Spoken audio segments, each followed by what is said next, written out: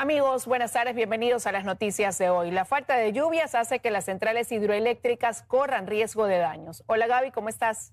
Hola Liz, buenas tardes. Muy contenta de acompañarte en esta tarde. Y claro que vamos a contarles también que el parque termoeléctrico del país no está al 100% como para relevar a las generaciones hídricas. Ya les contamos de enseguida. Empezamos.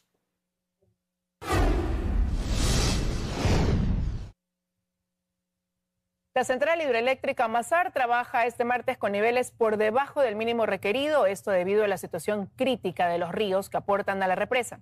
Iván Rodríguez, desde el río Tomebamba, nos da un diagnóstico de la situación. Hola, Iván. Sí, gracias. Estudios, amigos, amigas, ¿qué tal? Buenas tardes. Acá en Cuenca los caudales de los ríos siguen bajando, como podemos observar en las imágenes, llegando ya a un estado de estiaje. Las lluvias lamentablemente siguen ausentes. Preparamos un informe. Ya casi no corre agua por los ríos de Cuenca. Están casi secos, donde sobresalen las rocas.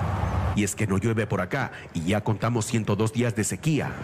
Según la empresa municipal Etapa, 2 de los 4 ríos permanecen en estiaje, el Tomebamba y el Tarqui, con 1 y 0.71 metros cúbicos por segundo.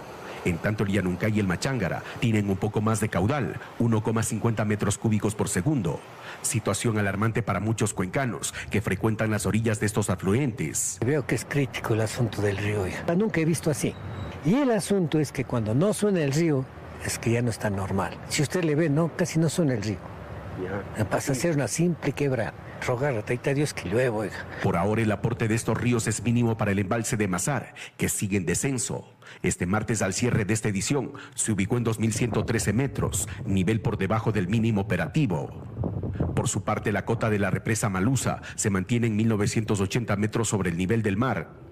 Sin embargo, este escenario podría volverse más crítico, por cuanto no se avisoran lluvias en las cuencas que aportan al río Paute. Se prevé que para lo que resta del mes de octubre se tengan ausencia de precipitaciones. En realidad las probabilidades de lluvia son bajas. Sin embargo, se tiene una probabilidad sobre el 70% para este miércoles y este viernes, pero eso no garantiza de que sean eventos de lluvia representativos o de magnitudes significativas que permitan aumentar el caudal de los ríos. No ayuda la ola de calor que se vive en Cuenca y la región por estos días y que podría prolongarse durante toda la semana. Recalcamos, los pronósticos de lluvia son negativos para esta semana. Probablemente se presenten ligeras precipitaciones entre el jueves o el viernes. Es nuestro informe. En Estudios tienen más. De mi parte, buenas tardes. Buenas tardes, Iván. Gracias por tu reporte desde Cuenca. Equipos sin mantenimiento, vetustos y hasta averiados provocan que las centrales de generación termoeléctrica trabajen a un poco más de la mitad de su capacidad. Reactivarlas por completo le costaría al Estado unos 800 millones de dólares. La idea es que activen toda su capacidad cuando la operación de las hidroeléctricas cae producto del estiaje para evitar cortes masivos de electricidad en el país. Pero no ocurre así. A la fecha, 21 termoeléctricas aportan con aproximadamente 1.000 megavatios. El 55% de su capacidad, pues si funcionaran correctamente, aportarían con al menos 1.850 megavatios. Operan parcialmente, pues 13 tienen entre 30 y 50 años de antigüedad. Otras han sufrido las consecuencias de la falta de mantenimiento. Aquí unos cuantos ejemplos. Esta es la termoeléctrica Gonzalo Ceballos en Guayaquil, que de 172 megavatios posibles aporta solo con 70, fallas técnicas de por medio. Termogas Machala, una de las primeras en ser visitadas por autoridades de gobierno en medio de la crisis, sigue sin operar en toda su capacidad. No produce ni 100 de los 230 megavatios instalados, pues algunos equipos fallan y otros no están operativos por la falta de gas. Mientras que Termo Esmeraldas 1 y 2 se encuentran en mantenimiento y reparación. Una vez que esto concluya, podría generar 142 megavatios, de 231 su capacidad instalada. Según cálculos de SELEC, la reactivación del parque termoeléctrico le costaría al Estado ecuatoriano un poco más de 800 millones de dólares. Hasta diciembre, del parque termoeléctrico se espera recuperar unos 300 megavatios, sin contar con las acciones para...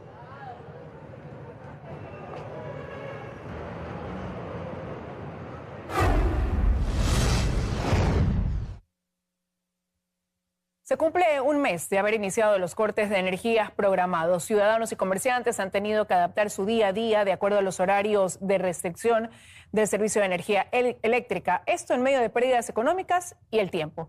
Astrid Singre se encuentra en el norte de Guayaquil para contarnos más sobre las reacciones ciudadanas. Hola, Astrid. ¿Qué tal? Buenas tardes. En estudio, amigos televidentes, el país atraviesa por su primer mes con cortes de electricidad. Durante este lapso, las decisiones del gobierno han ido desde la disminución en los racionamientos hasta el aumento en las horas de los cortes de energía. En tanto que los resultados en el ámbito comercial han sido críticos, esto debido a la baja de las ventas. Nosotros hemos preparado el siguiente reportaje con más detalles. Veamos. Es una nueva normalidad a la que a pocos se han acostumbrado y otros no les queda más que acoplarse. Así se cuentan ya 30 días de cortes de energía desde que el pasado 23 de septiembre el gobierno anunciara la necesidad de comenzar largos cortes de electricidad que llegaban hasta 14 horas diarios en varias zonas del país. Y en medio de esta crisis, decisiones tomadas, que fueron desde lanzar una nueva ronda de licitación para poder cubrir el déficit de energía de 1.080 megavatios, pasando por el envío de un nuevo proyecto económico urgente para incentivar la inversión privada, además de aumentar la capacidad de hasta 100 megavatios para nuevos planes de generación, la reducción de tarifa 0% del impuesto al valor agregado en la importación y venta de generadores eléctricos, así como también otras disposiciones, entre disminuir cortes de energía por semana y luego retomar los horarios de 10 horas de suspensión del suministro. Y frente a esto, el sector económico, cuyas pérdidas, según la Cámara de Comercio del Ecuador, superan los 2.500 millones de dólares. En el caso de esta mediana empresa, el generador ha sido su mejor aliado. Ese no mucho cliente. Sí, también paga mucho. Gasolina, ese machine, otro ese también.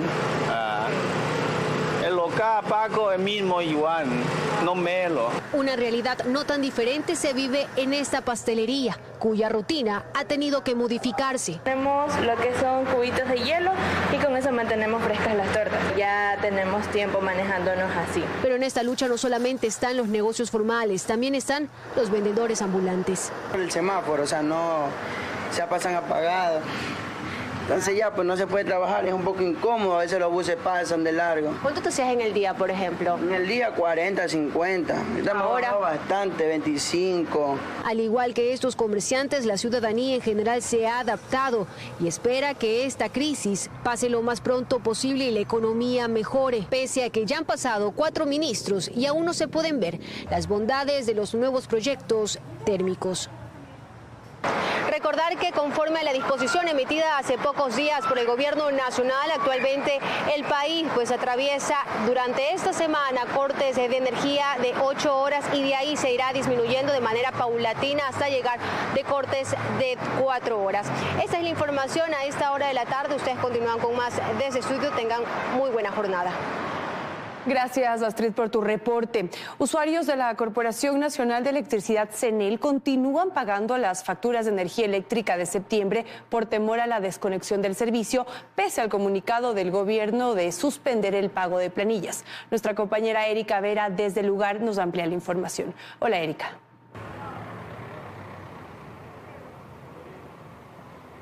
Buenas tardes, compañeros en estudios televidentes. Tras los apagones programados que ya suman 31 días, se suman varias problemáticas. No solo el costo elevado de igual monto en este valor de la planilla, sino también la desconexión que se pueda dar tras el impago de dicha planilla que corresponde al mes de septiembre. En el siguiente reportaje conoceremos más. Veamos. Que me cobraron el mes de octubre, me han cobrado $100, me están cobrando. Decenas de usuarios llegan a las instalaciones de CENEL en Guayaquil a realizar el pago de su planilla, aunque existe la suspensión de cobro por parte del gobierno. Ellos mencionan que prefieren cancelar para evitar el corte. Si uno no paga, dice primero pague y después reclame. Mientras unos cancelan como prevención, Patricio Manjares acude a CENEL Guayaquil a realizar el pago tras la desconexión eléctrica en su domicilio. O sea, me fueron a hacer el corte, pero nunca me dejaron, siempre saben dejar un recibo del monto adeudado, pero nunca me dejaron.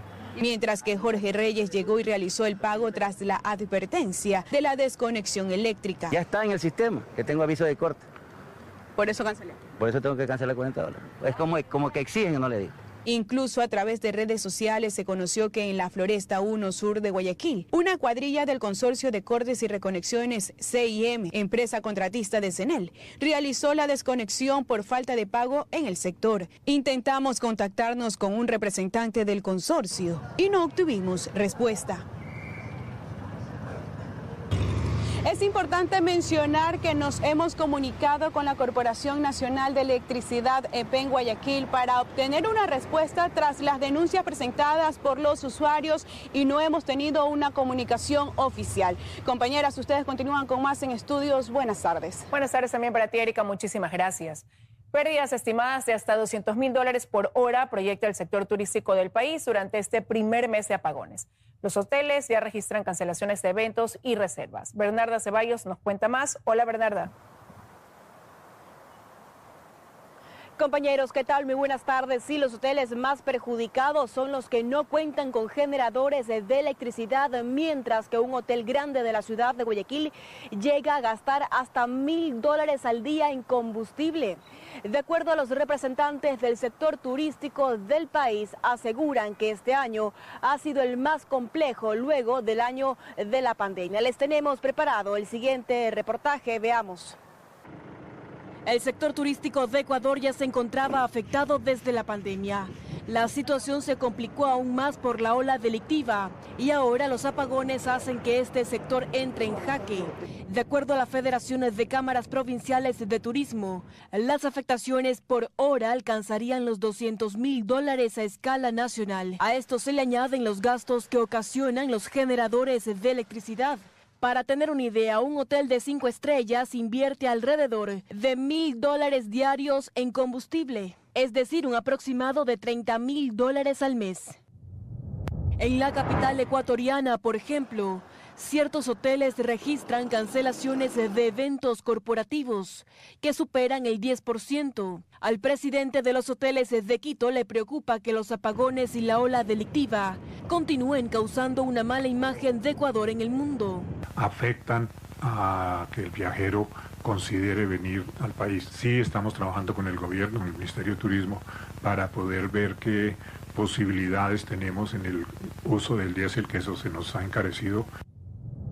Un panorama similar se observa en el sector turístico de Guayaquil. Las cancelaciones de eventos en hoteles y restaurantes ascienden al 15%. Los hospedajes más afectados son los que no cuentan con generadores de electricidad. Así lo asegura el presidente de la Asociación de Hoteles del Guayas. Este ha sido el peor año, sin contar la pandemia. Seguro que se atrasaron contrataciones, no ha crecido, las nóminas han bajado un poco. En Manta, las pérdidas en el sector turístico ascienden a los $300.000 diarios y hasta en un 50% han disminuido las reservaciones en los hoteles de la ciudad. Al representante del Buró Turístico de Manta le preocupa que el abastecimiento de combustible para los generadores de electricidad que permiten la operación del aeropuerto Eloy Alfaro solo alcance para una semana más. Sería un perjuicio bastante grande para la ciudad y para la provincia. Entonces sí tiene que ser algo que se debe actuar a través de gobierno central. Los representantes del sector turístico de Cuenca aseguran que en estado crítico es como se encuentra esta área de la capital Azuaya. Bares y restaurantes han tenido que cerrar sus puertas en este último mes. Eso es lo que no queremos como sector turístico, el que se tenga que tener despidos en nuestro sector. No obstante, el sector turístico del país tiene altas expectativas para el feriado de los difuntos y la independencia de Cuenca, días de asueto en los que el IVA se reducirá al 8% en las actividades turísticas. Bien, y esa es la información que nosotros les tenemos hasta este momento de la tarde. Ustedes continúan con más datos. Muchas gracias, Bernarda, por tu reporte.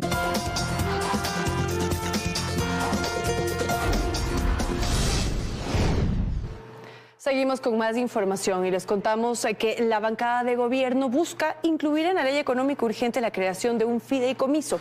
Esto con el fin de que tengan las garantías para impulsar proyectos de generación eléctrica en la empresa privada. Hacemos contacto con nuestra compañera Karen Aro para que nos amplíe la información. Karen, buenas tardes. Adelante.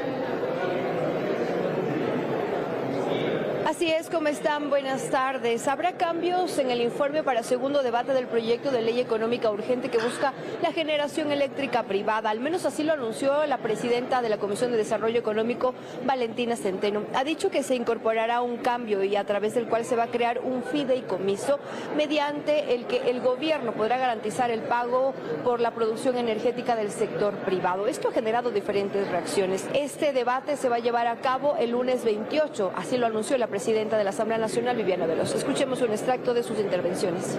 La primera es una propuesta de gobierno para que se incluyan fideicomisos que puedan garantizar el pago o dar confianza y seguridad jurídica a los inversionistas, siendo un administrador de los recursos entre las distribuidoras y los inversionistas privados. De esta forma, con esta figura de un fideicomiso, vamos a otorgarle confianza al inversionista que apueste por la nueva generación de energía renovable no convencional en nuestro país, considerando que esta legislación es complementaria a las decisiones que solucionan este problema. He dejado claro que los últimos gobiernos han violentado lo que dispone el artículo 314 de la Constitución de la República del Ecuador, en el que se establece que el Estado es el responsable de proveer, entre otros servicios, el suministro de energía eléctrica, y que lo que hoy estamos viviendo y sufriendo las familias ecuatorianas es producto del deterioro de no haber dado el mantenimiento, la reparación y las acciones necesarias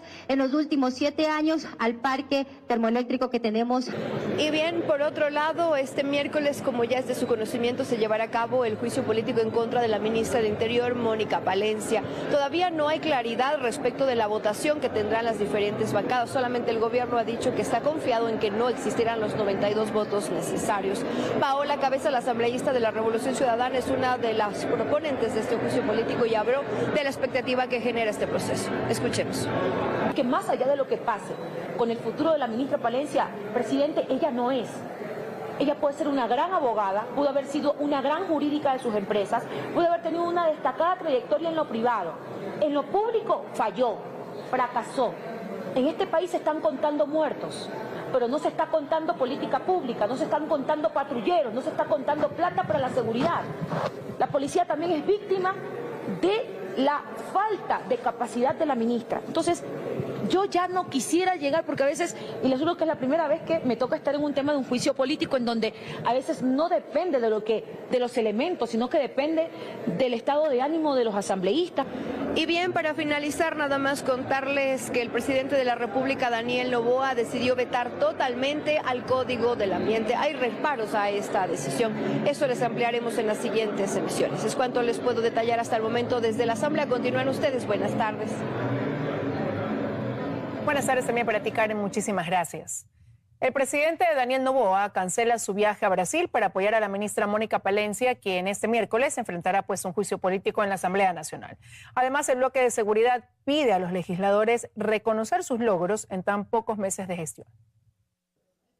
El futuro de la ministra del Interior, Mónica Palencia, se definirá este miércoles en la Asamblea Nacional y en el gobierno unen fuerzas. El presidente Daniel Noboa, por ejemplo, canceló su viaje a Brasil para participar en los foros de cambio climático por apoyar a la funcionaria. En su cuenta de X escribió: No voy a dejar a Mónica Palencia sola, voy a acompañarla en todo su camino. Estoy seguro que la canciller representará a la altura al Ecuador. Estamos atravesando momentos difíciles que nos desafían como país. Con determinación y frontalidad tenemos que enfrentarlos. El bloque de seguridad también respalda a Palencia. Este martes, en una conferencia de prensa, el ministro de Defensa, Giancarlo Lofredo, pidió a los asambleístas tomar una decisión basados en el trabajo de los últimos meses, que dijo no ha sido fácil. Toda decisión que tomen en el Pleno debe tener más un fin social que un fin político. Que reconozcan que en este corto tiempo de servicio hemos tenido logros y hoy la mejor forma de hacer patria es apoyando a Mónica Palencia como lo que es una pieza clave en esta lucha. Y precisamente esos resultados se presentaron en la Comandancia General de Policía. De acuerdo a las autoridades, entre el 1 de enero y el 20 de octubre se registra una reducción del 17,3% de los homicidios a escala nacional. En la ciudad del Distrito Metropolitano de Quito tenemos una reducción del 15%. En el distrito Manta, en la ciudad de Manta, tenemos una reducción del 29.2% de los homicidios. En Cantón Durán, que es un dato importante, ha habido también una reducción de homicidios de 14.2%, es decir, tenemos 175 homicidios. Mientras que las incautaciones de droga aumentaron en un 28.4%. 231 toneladas de sustancias sujetas a fiscalización. Este golpe representa aproximadamente ya 1.450 millones de dólares en afectación a los grupos delictivos. Además, 60.057 personas han sido detenidas, de las cuales 1.200 son por los delitos de secuestro y extorsión.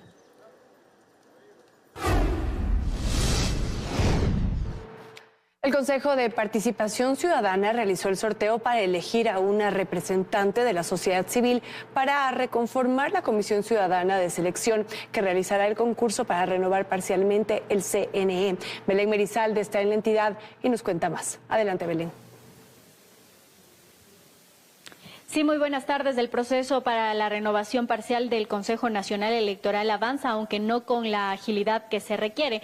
Esta mañana, precisamente aquí en el Consejo de Participación Ciudadana y Control Social, se realizó el sorteo para designar un nuevo miembro de la comisión seleccionadora. Se trata de María de los Ángeles Gómez, quien fue seleccionada a través de este sorteo como titular, y también se eligió un suplente.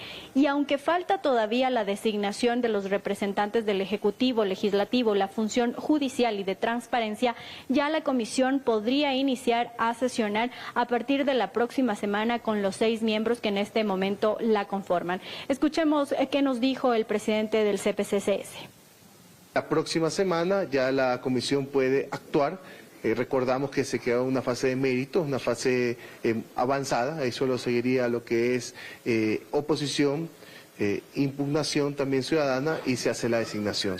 Sin embargo, el periodo para el que fueron elegidos los vocales del Consejo Nacional Electoral finaliza el próximo 20 de noviembre y hay expectativa de qué es lo que ocurrirá cuando precisamente nos encontramos en medio de un proceso electoral. Escuchemos lo que nos manifestó la consejera Nicole Bonifaz. En este caso, estas autoridades pueden estar prorrogadas hasta que sean nombrados, designados, posesionados legalmente. Eso es en este caso a través de un concurso y eso es lo que debe pasar. No hay ningún pronunciamiento de Procuraduría tampoco en donde se diga que se van los titulares y entran sus suplentes. En todo caso, habrá que esperar que se desarrolle este concurso que ha venido ya paralizado por alrededor de un año y que no ha permitido la renovación parcial y tampoco total del Consejo Nacional Electoral. Esa es la información que comparto con ustedes a esta hora. Siguen con más desde estudios. Muy buenas tardes.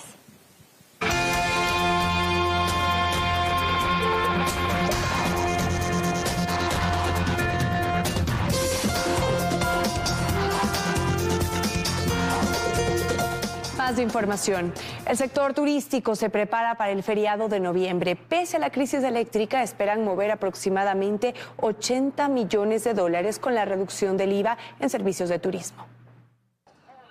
Para el feriado del 1 al 4 de noviembre, el IVA en servicios de turismo tendrá una reducción del 15 al 8%. El sector turístico indica estar preparado pese a los cortes de electricidad para recibir turistas. Pues, ¿cuál es la finalidad? Es apoyar a los servicios turísticos. Tengo restaurantes, hospedaje, hoteles, centros de diversiones. Hotelería de 5 y 4 estrellas tienen como reglamento tener plantas eléctricas. Hoteles 3 estrellas tienen el requerimiento de plantas eléctricas que abarquen zonas sociales. Importante porque es como Carnaval, Semana Santa, Día de los Difuntos y fin de año, que son los 4 feriados más fuertes. No me equivoco, ha llegado hasta 120 millones de dólares. En 2023, en el feriado por Fiestas de Cuenca y Día de los Difuntos de noviembre, el Estado recaudó 78 millones de dólares. La Federación de Cámaras Provinciales de Turismo del Ecuador manifiesta estar positiva y espera tener altos ingresos en el mismo feriado de este año.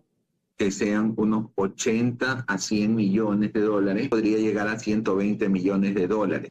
Desde el sector turístico hay altas expectativas para este feriado, pues se ha visto que la demanda crece y que la gente quiere aprovechar de este asueto antes de finalizar el año.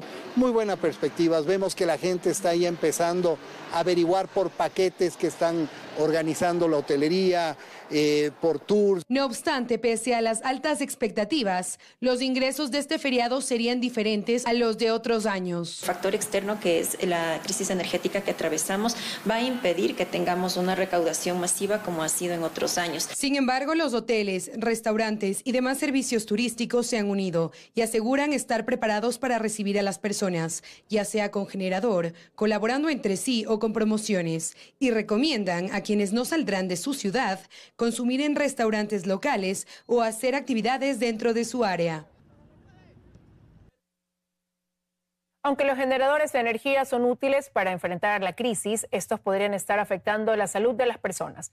Este noticiero ha recogido testimonios de cómo el ruido de estos artefactos muchas veces sobrepasa los decibeles establecidos.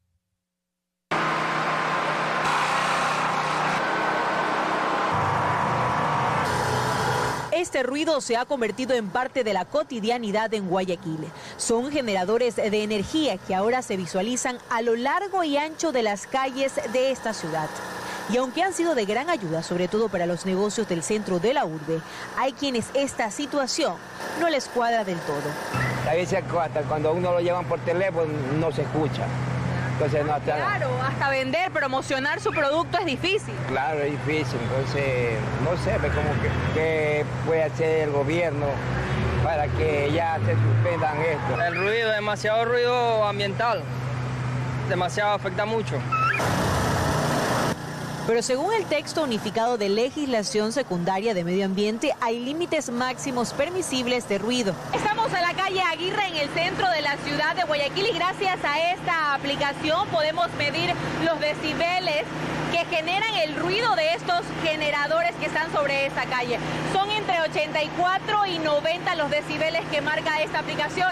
Ahora, la norma técnica dice que en áreas comerciales los decibeles deberían llegar solo hasta 65. Es decir, que todo este ruido estaría afectando en gran manera a quienes viven y trabajan en esta zona. Pero no solo este ruido está afectando al sector comercial.